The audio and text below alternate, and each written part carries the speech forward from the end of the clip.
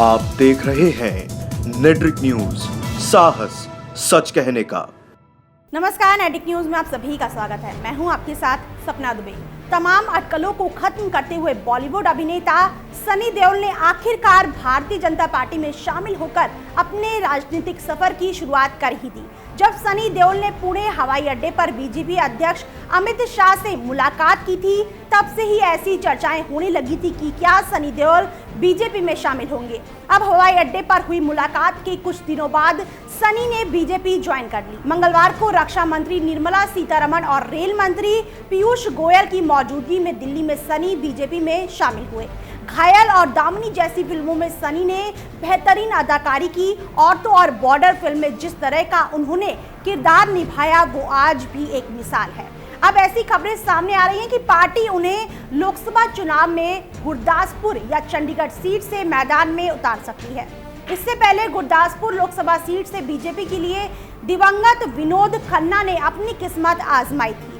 खन्ना के निधन के बाद ये सीट कांग्रेस ने हासिल कर ली थी। जब सनी देओल बीजेपी में शामिल हो रहे थे, उस वक्त का माहौल भी कुछ अलग ही था और रक्षा मंत्री निर्मला सीतारमण ने जो कहा वो बेहद इंटरेस्टिंग है। सीतारमण ने कहा कि जैसे ही हमें पता चला कि वो पार्टी में शामिल हो रहे हैं, मैं उनकी फिल्म बॉर्डर से स्वयं को जोड़कर देख सकती हूँ। इस फिल्म के बाद इस विषय का भारतीय दर्शकों पर प्रभाव साबित हो गया था। राष्ट्रवाद और देशभक्ति की भावना को जब फिल्म में इतनी खूबसूरती से दिखाया जाता है तो ये भारतीय नागरिकों के दिल को छू जाती है। सीतारमण अपने संबोधन में सनी देओल की जमकर तारीफ कर रही थी।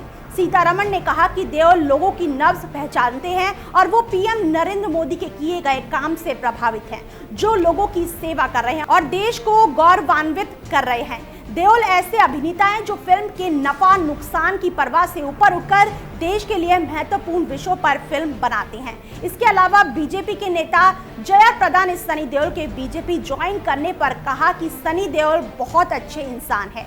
एक अच्छा इंसान अच्छी पार्टी में आए, ये बहुत अच्छी बात है। हमने वीरता, इंसानियत, मजबूर, मैं तेरा दुश्मन जैसी कई हिट फिल्मों में साथ काम किया है। अब हम आपको बताते हैं कि आखिर इस ऐतिहासिक मौके पर सनी देओल ने क्या कहा। देओल ने बीजेपी कार्यालय में मीडिया से बात करते हुए कहा है कि मेरे पापा यानी अभिनेता धर्मेंद्र अटल जी से जुड़े हुए थे। आज मैं मोदी जी के साथ जुड़ने के लिए आया हूँ। मैं इस परिवार यानी बीजेपी के लिए जो कुछ कर सकता हूँ मैं करूँगा। मैं बात नहीं करता, मैं अपने काम से आपको दिखाऊंगा। आपको बता दें कि सनी के पिता धर्मेंद्र 2004 में राजस्थान के बीकानेर सीट से बीजेपी सांसद चुने गए और उनकी पत्नी हेमा मालिनी उत्तर प्रदेश की मथुरा सीट से सियासी मैदान में अपनी किस्मत आजमा रही हैं। हेमा मौजूदा समय में मथुरा से ही सांसद हैं। देखना ये होगा कि सनी के आने से इस लोकसभा चुनाव बीजेपी को चुनाव में कितना फायदा हो पाता है। फिलहाल कितना ही, बाकी ऐसी और बड़ी खबरों के लिए वीडियो को लाइक और शेयर करने के साथ साथ चैनल को सब्सक्राइब करना ना भूलें। हमारे साथ जुड़े रहने के लिए हमारे YouTube चैनल को सब्सक्राइब करें, साथ ही बेल आइकन को दबाएं। नेट्रिक न्यूज की खबरें सबसे पहले देखने के लिए।